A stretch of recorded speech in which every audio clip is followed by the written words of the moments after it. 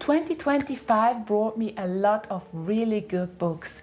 So in this video, I want to share with you my little 2025 book hit list. I'll be talking about 7 stories that gave me the most joy, the most tension, and the most I need to talk about this moment. This isn't a ranking, there's no order here, just the stories I genuinely loved, what they're about, what stayed with me once the year was over, and wow, it went over so fast. Don't you feel the same? So let's start with the first one. The Woven Kingdom series by Tahereh Mafi. This is a Persian-inspired fantasy about Alize, a girl hiding in plain sight, working quietly inside a palace, covering herself with a veil and trying not to be seen. At the beginning of the stories, Alize doesn't actually have access to her magic yet, and that's what makes her so vulnerable. You can feel that something powerful is there, close and almost within reach, but not available to her, and she knows it. So she survives by staying invisible, by shrinking herself, by disappearing behind fabric, silence and routine. And then there's Kamran. He's a prince caught between duty and instinct, between what he's been taught his entire life and what he feels but doesn't fully understand. There's this quiet pull toward Alize, something he can't explain, something that unsettles him. What I really liked about him is how human he feels. He's not this confident, all-knowing chosen one. He hesitates, he doubts himself. You can tell how torn he is between loyalty and intuition.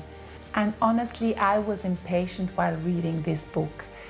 I kept waiting for Alize's magic to finally surface, and that waiting was both beautiful and frustrating. The only place where that power really breaks through is in those strange, haunting dreams through a voice that reaches her there, but not in a waking world. And that restraint is very intentional, I think. This story isn't about instant payoff. It's about waiting, about becoming, about the tension between who you are and how you're meant to be. The writing reflects that perfectly. It's very gentle, almost whispered, very typical Tahereh Mafi. Her writing lingers on small moments, glances, fabric, light, the unspoken. And once that clicks for you, it really clicks. What finally hooked me though was the realization that not everything is what it seems. Enemies aren't always obvious. Danger doesn't announce itself, and sometimes the person standing closest to you is also the one who challenges everything you believe. That's when the story really pulled me in. Then comes these infinite threats, and this is where the tone starts to shift. The softness from the first book is still there, but it's no longer protected. The world opens up, the stakes sharpen, and new dynamics move into the foreground. Power is no longer something distant, it becomes something contested. Relationships turn more complicated, trust gets harder, and the emotional center of the story shifts from quiet longing to tension, resistance, and moral conflict. By the time all this twisted glory comes in, you can feel the weight of everything that's been set in motion. This isn't just about magic or destiny anymore. It's about power, about who gets to tell the story, and what happens when the truth doesn't belong to just one person anymore. The series isn't finished for me yet, and I'm genuinely curious where it's heading. Even though, yes, it's still a fairy tale. I mean, at one point they're literally flying on a rug like Aladdin. After that, I needed something that felt completely different, and the Skaland Saga delivered exactly that. A fate inked in blood drops you into a world that feels ancient, harsh, and deeply rooted in nature. This is not flashy magic fantasy. The magic here feels restrained, almost defensive. It's woven into blood, fate, and survival. It's not something characters throw around easily. The setting is cold, northern. You can feel the wind, the salt, the iron. It reads like a saga whispered by firelight. Freya is a character who immediately felt grounded to me. She's not trying to be heroic. She's trying to endure, to understand why her life's being pulled apart by forces older than her and stronger than her. Prophecies hang over everything, but instead of feeling grand, they feel heavy. What really hooked me was how physical this story is. Love doesn't feel safe. And then book 2 comes in and deepens everything. The world opens further, the consequences hit harder, relationships that felt solid start to crack under pressure. Freya doesn't grow stronger, she grows more aware, more conflicted, and more human. It's brutal without being gratuitous, emotional without being melodramatic. If you like fantasy that feels grounded, mythic, and shaped by fate rather than spectacle, this series really stands out. And then there's the Artifact of Ouranos series by Nisha J. Tuli. This one stayed with me not just because of the plot, but because of the people inside it. At the beginning, Lore is a prisoner. Not symbolically, literally. She's taken, chained, thrown into a world where power is absolute and she has none. There's a moment early on where she's restrained, vulnerable, and the imbalance between her and the people around her is painfully clear. And that mattered to me because this story never pretends she's secretly in control. She isn't. What keeps her going, though, isn't hope in some abstract sense, it's her siblings. They're her anchor, her reason, the only thing she refuses to let go of. Every decision she makes, every risk she takes, you can feel that pull in the background. I have to live because they're still out there. That grounding made her arc feel real. As the series moves forward, the world opens up and so do the relationships. And then Atlas enters the story, not gently, not as someone he trusts, but as someone who holds power over her and knows it. What starts as resistance, almost hatred, slowly shifts into something far more dangerous. They don't trust each other, they don't want to. There's resentment, anger, a very real power imbalance that never fully disappears. And what I appreciated is that story doesn't just rush that shift. They meet in dreams, in a space that's quiet, uncontrolled, almost intimate in a way the waking world won't allow. Those scenes stood out to me so much because that's where the masks drop, where the hatred softens just a little, where you start to see the wounds underneath. As more characters enter the story, his sister, his companions, shaped by their own pasts, the emotional landscape deepens. These aren't just side characters, they're people who've been broken by the same system, just in different ways. And slowly, Lore stops being just a survivor inside this world. She starts to understand it, to see how power is inherited, protected, and abused. The series shifts from pure survival to something more strategic, more psychological, and by the later books, it's no longer just about escaping. It's about agency, about deciding who you become after everything that's been done to you. Is it fast, addictive, and intense? Absolutely. But underneath that pace, there's a very clear emotional through line, how trauma shapes you and how choosing connection again and again is its own kind of rebellion. By the time I reached the final book, this didn't feel like a trial story anymore. It felt like a full journey, from captivity to resistance to ownership of self, and finishing it felt earned. After finishing Artefacts of Ouranos, I noticed something interesting about my reading mood. I didn't want another story about learning how to use magic. I wanted a story about surviving without it, something smaller in scale but sharper emotionally. A world where magic isn't subtle or symbolic, it's loud, offensive, dangerous, and where the most fragile person in the room has to pretend she belongs there. That's when I picked up the Powerless series by Lauren Roberts. The series really got under my skin almost immediately. Powerless already feels familiar at first. Elite trials, rigid power systems, person who can hurt you with a thought. But what makes it different is that Peyton doesn't belong there at all. She has no magic, no offensive power, nothing that could protect her if she's exposed.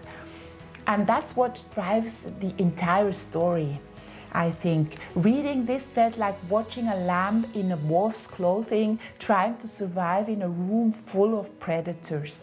Peyton lives in constant calculation. Every look matters, every word could betray her.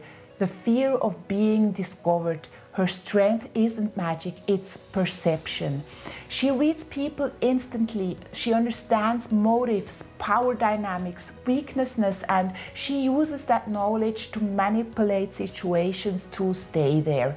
And that made me anxious for her all the time. Because you know how fragile that balance is. One mistake, one wrong reaction, and everything collapses. Then we meet the royal brothers. Kit, the crown prince, felt almost painfully kind to me. He's open, trusting, genuinely good in a system that doesn't reward that. There were moments when I honestly felt bad for him, and Peyton takes advantage of his kindness. There's that one scene where she actually betrays him. Reading this didn't feel clever. It felt wrong, understandable, but still wrong. And that's what I loved. The book lets you sit with that discomfort. You don't get to excuse her completely. You understand why she does it and still feel the damage it causes, especially for the future relationship between them. And then there's Kai. Kai isn't the crown prince, he's the enforcer, the king's weapon, the most powerful mage in the kingdom. He's been raised to be ruthless, taught to suppress emotion, to carry out orders without hesitation. And what really worked for me is watching that image slowly crack. Not all at once, not romantically, but in small, painful moments where you realize he has been shaped by violence used long before he ever had a choice. By Reckless, the story shifts, blood has been spilled, Peyton is hunted. The fear of being discovered doesn't disappear, it changes. And for the first time, Kai's power doesn't give him the same advantage. Outside his kingdom, his status means less. His magic doesn't protect him in the same way. They're suddenly almost at equal footing. And that makes everything worse and better at the same time. The hatred is real, the guilt is real. They have every reason to walk away, and yet they can't. That slow burn, that wanting something you absolutely shouldn't want, is what made these books so impossible for me to put down. Fearless brings everything to the surface. Hidden agendas come out. Secrets that were buried suddenly reframe the entire story. Characters you thought you understood are revealed in a completely new light. Especially Kai, learning the truth about his past, about how brutal his upbringing was, how deeply he was used, changes the way you see him entirely. Love is there, but it's restrained, held back, almost dangerous to acknowledge. And watching characters choose duty, protection, or survival over what they want, that hurt in a very quiet human way. By the end, this really does feel like a full Cinderella arc, one that had to bleed for its ending.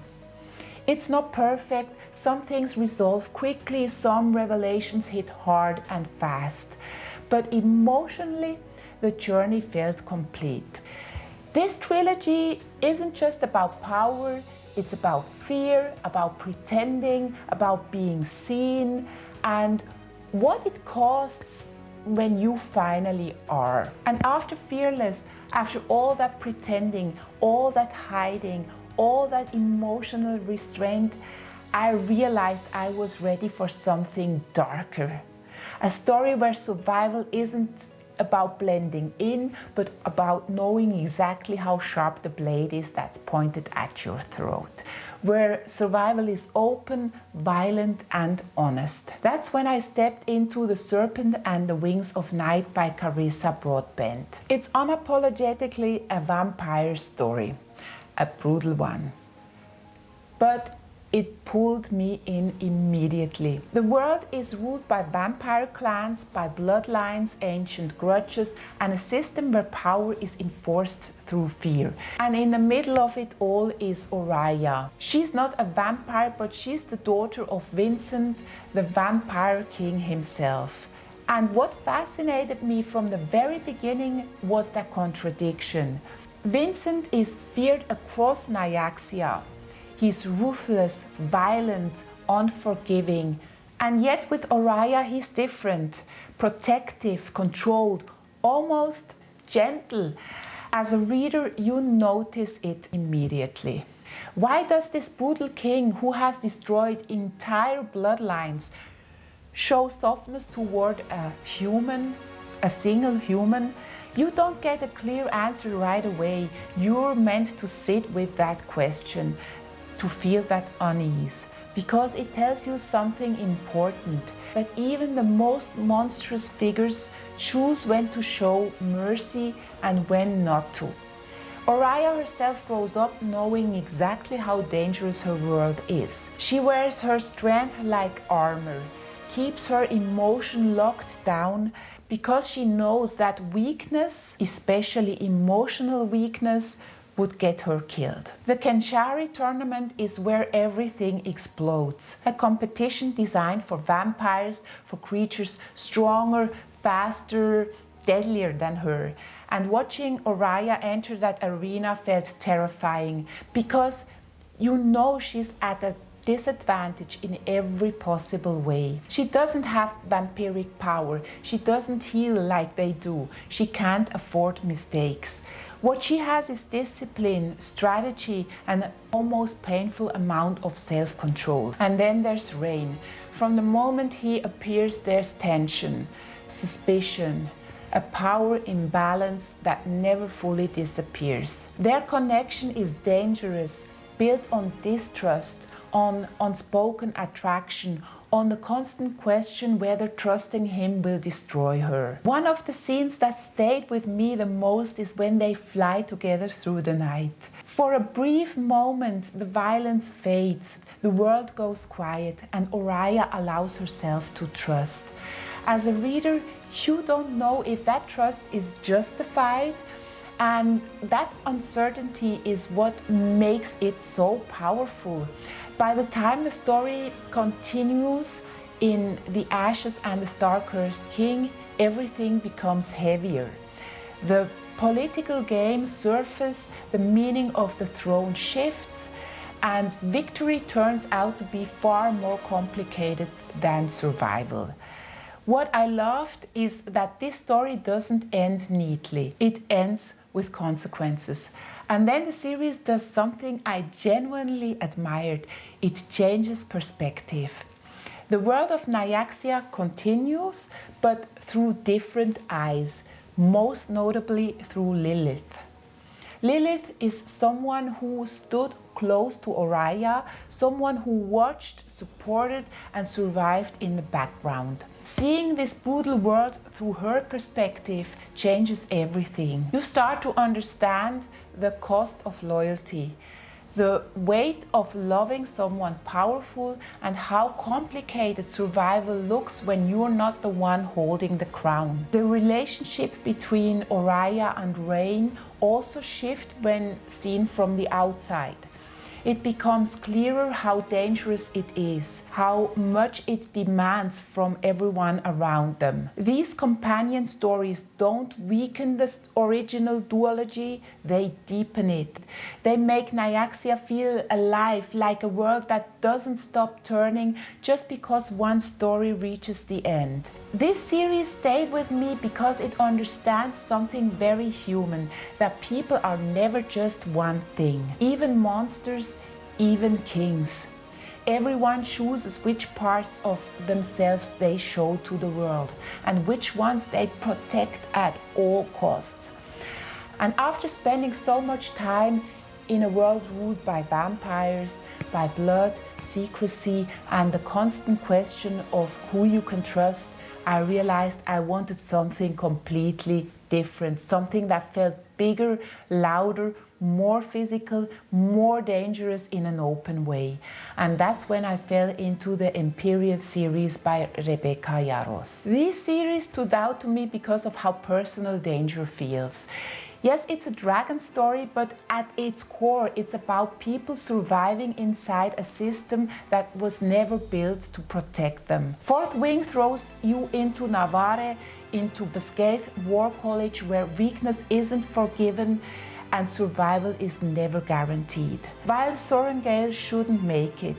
She's physically fragile, her body constantly working against her. She's the classical underdog, and that's why we root for her.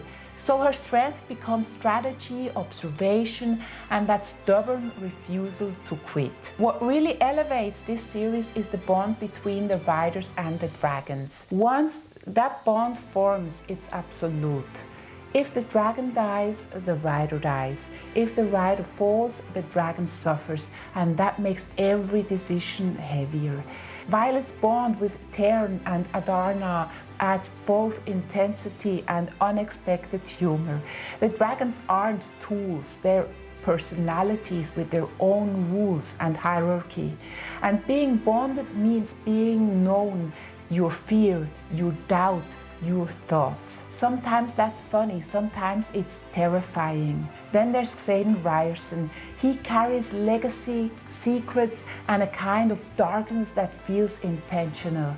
In this world, you must know magic reflects who you are at your core, and Xaden's power lives in shadows and concealment. His secrets are his strength, which makes trust dangerous and love even more so. As the series moves through Iron Flame and into Onyx Storm, the world expands, the conflict reaches beyond familiar borders, new allies appear, and losses hit harder.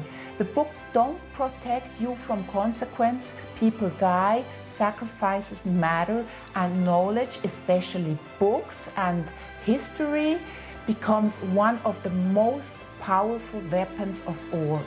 I've read all 3 books that are out so far, and while the series isn't finished yet, this arc already feels intense, messy, and deeply addictive. If you want a deeper dive into Rebecca Yarros as an author or into each individual book, I've linked my full videos right here. And after the dragons, after all that fire, flight, and raw emotion, I realized I wasn't done with stories about systems that break people. Does that say something about me? But I just wanted to see how that fight looks when you strip away the magic. When there are no chosen ones, no bonds that save you, no creatures watching your back from the sky, just people, power, and a world built to keep you small. And that's when I went back to Red Rising by Pierce Brown. This series didn't start with a rebellion, it started with grief. Darrow is a red, born at the bottom of the system, literally underground, working in the mines of Mars. The Reds believe they're terraforming the planet. They believe their suffering has a purpose.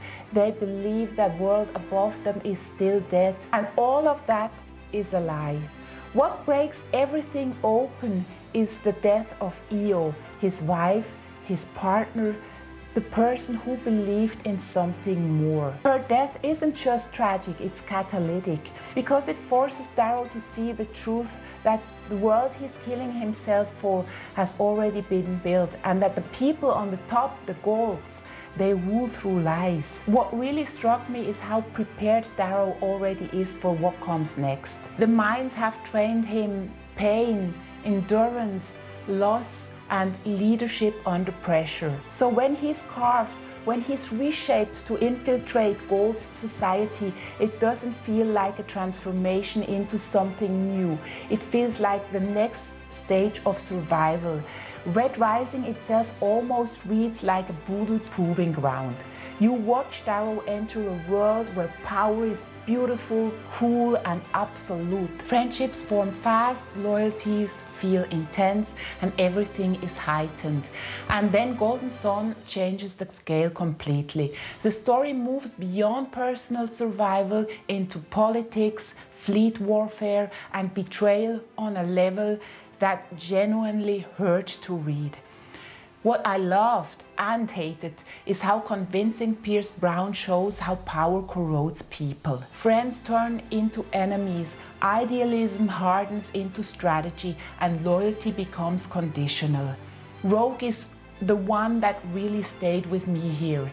Watching someone you thought you understood become cold, cruel, and unforgiving, not because he was evil, but because his worldview couldn't survive contradiction, that felt painfully real. And then there's Mustang, not just a love interest, but a strategist, a moral compass, someone who constantly challenges Darrow when he starts believing his own myth. The later books, Iron Gold, Dark Age, Lightbringer, strip away any remaining hero fantasy. The rebellion fractures, alliances strain, victories cost too much, the world gets bigger, entire solar systems, different cultures, different people, the Obsidians especially, warrior societies that are shaped by brutality and honor, by myths. Ragnar Volaros was one of those characters I didn't expect to love and then never forgot. These books are ruthless about consequences. People die, not just side characters, not just villains, mothers, brothers, friends. There are scenes where entire fleets burn, where battles are decided by seconds, where tactics and sacrifice blur together.